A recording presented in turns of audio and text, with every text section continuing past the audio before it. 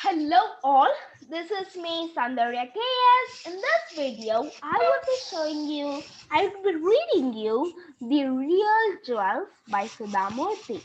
This is the book How I Taught My Grandmother to Read and Other Stories. So let's start. Before starting, this is the sixth chapter, page number 42 in the book. Wait a minute, yes. So let me start. The district of South Kannada in Karnataka is very different from any other. The literacy rate here is high. People are enterprising and hardworking. They have traveled all over the world in search of employment. If you see any Udupi vegetarian restaurant in India or any part of the globe, it is sure to have been started by a person from South Canada. The Infosys Foundation has a project called a library for every school. We donate books mainly to government school libraries so that children have easy access to a variety of books. For this, I travel extensively in rural areas and donate books written in Canada on various subjects. All the traveling has helped me to understand what children want to read in different places. During my travels, I frequently stay in the houses of people I met. As often there are no hotels in the small towns and villages I visit.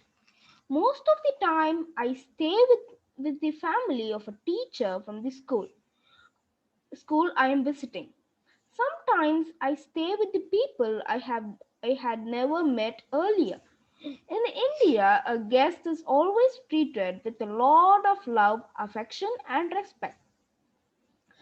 An old Sanskrit an old Sanskrit saying is Aditi Deva Bhava, meaning God comes in the form of a guest.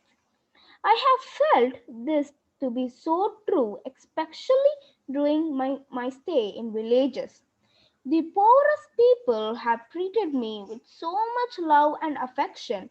They have given me the best hospitality possible without knowing who I am or expecting anything in return. In 1998, I went to a village in South Canada for a school function.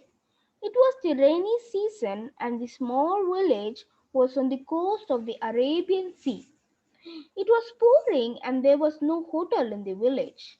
The school teacher was a bachelor and lived in a rented room.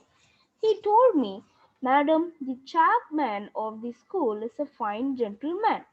He has asked me to tell you that you could stay tonight with his family. You cannot travel today because of this rain. Even the bridge has gone underwater.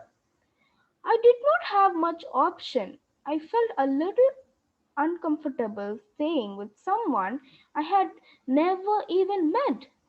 By that time, the chairman, Mr. Atipa, came with an umbrella to call me. He had been caught up in some important work and not been able to attend the function. His house was huge. It was functional without much decoration.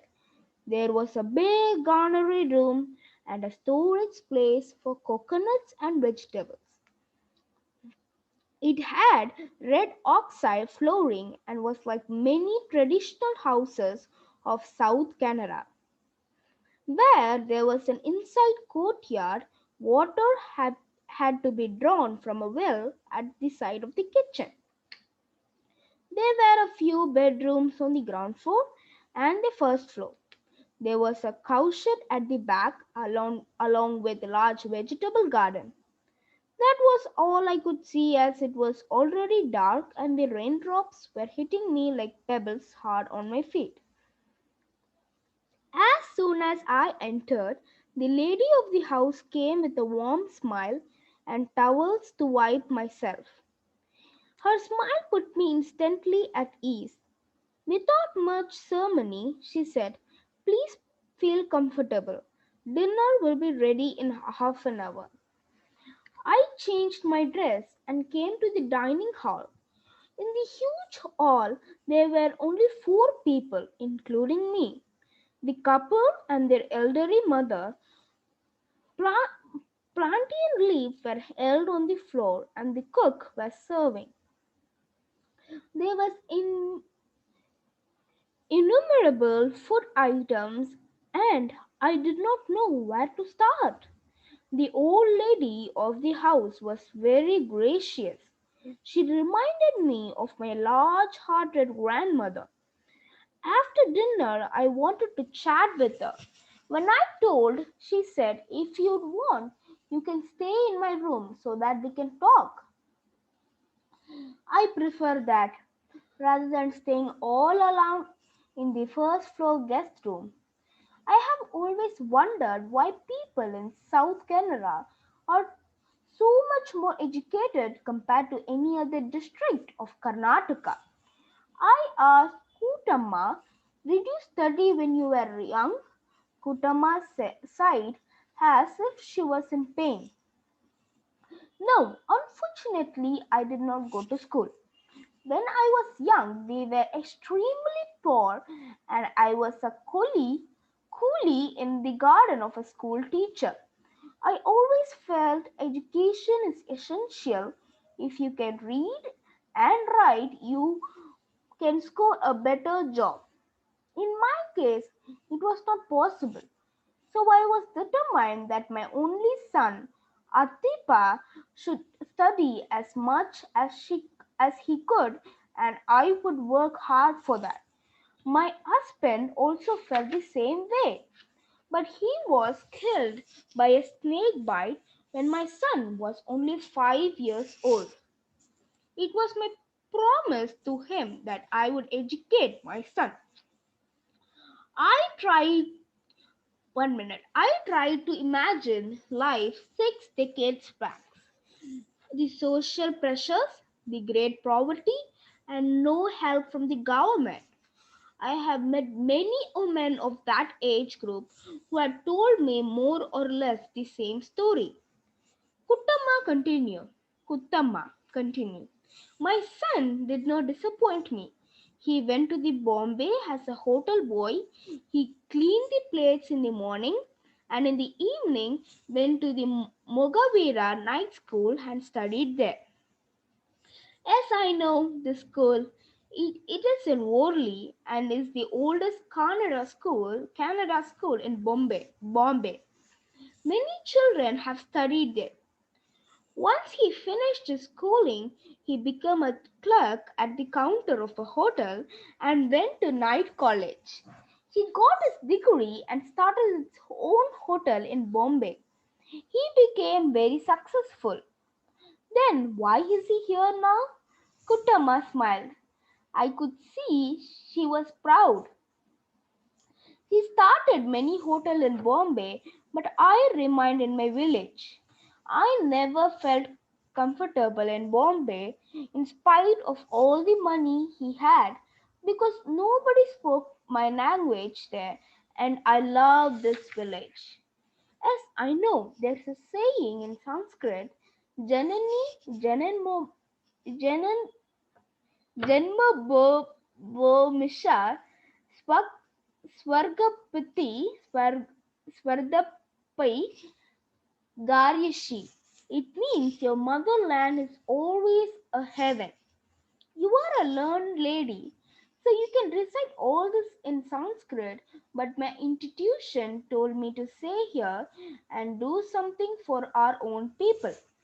My son became very my son became very wealthy and handed over his business to his son. He is now 65 years old, and 10 years back he returned to his village. How does he spend his time? I could understand the old lady not wanting to move out of her home, but I was unable to understand how a busy, successful person like Atipa could retire to his god-forsaken sleepy village. When he became rich, my son asked me, Amma, I have earned so much wealth. I want to know what you want. I remembered you sold all your jewelry. I remembered you sold all your jewelry for my fees in college. You had only one meal so that I could have two. Now I want to buy lots of jewelries for you. What did you answer? I told my son that in life, real jewelry is education. The school teacher from whom I worked when I was young used to tell everything will perish over a period of time: flowers, beauty, food. No person looks beautiful forever. But education brings confidence to your face, and this is the real beauty. I have crossed the age to wear jewelry.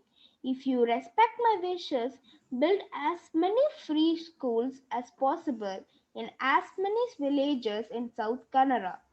My son understood my feelings.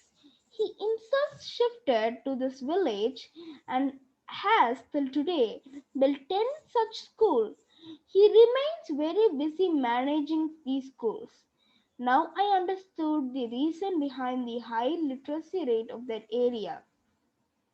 Women like Kutamma had never studied, but they had understood the importance of good education. They had insisted their children go to school.